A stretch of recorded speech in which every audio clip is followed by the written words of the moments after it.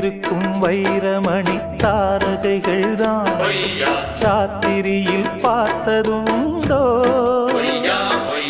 காத்திருக்கும் ராக்குருவி கண்ணுறங்காமல்